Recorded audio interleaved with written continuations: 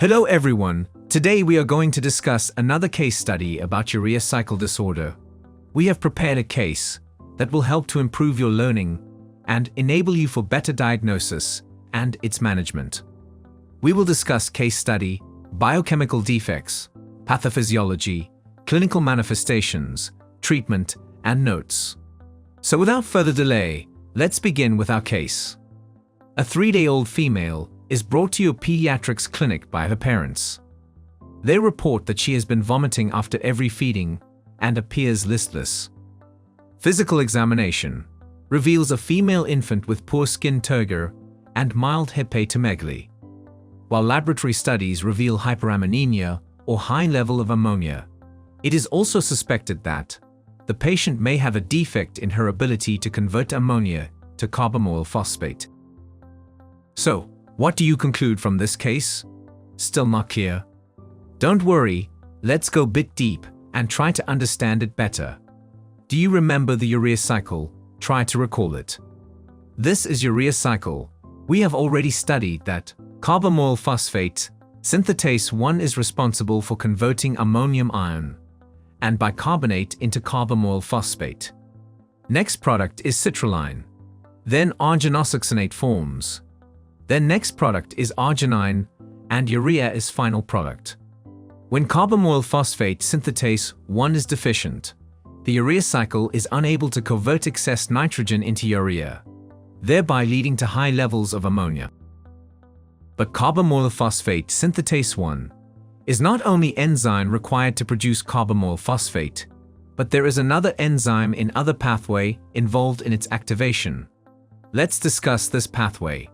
Acetyl coenzyme A combines with glutamate to produce N-acetyl glutamate. N-acetyl glutamate synthetase is required for the synthesis of N-acetyl glutamate.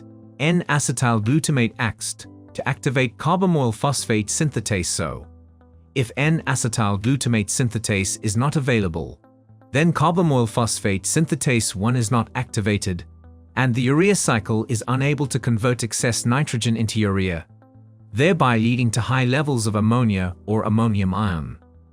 So, the biochemical defect in patient is N-acetyl glutamate synthetase and carbamoyl phosphate synthase 1 deficiency.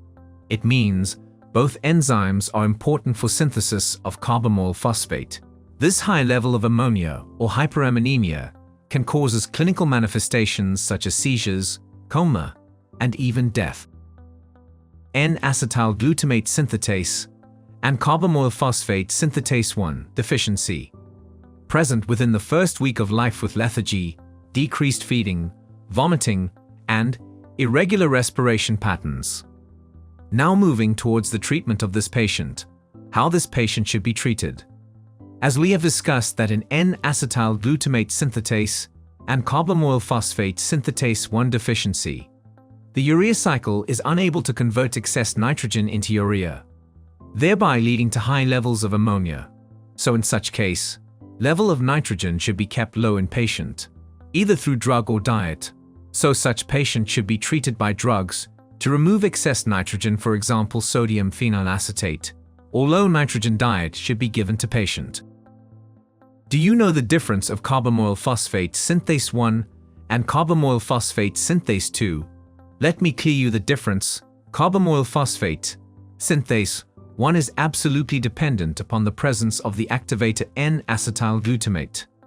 Carbamoyl phosphate synthase 1 is involved in the urea cycle, but carbamoyl phosphate synthase 2 is involved in pyrimidine synthesis. Carbamoyl phosphate synthase 1 is in the mitochondria, but carbamoyl phosphate synthase 2 is in the cytosol.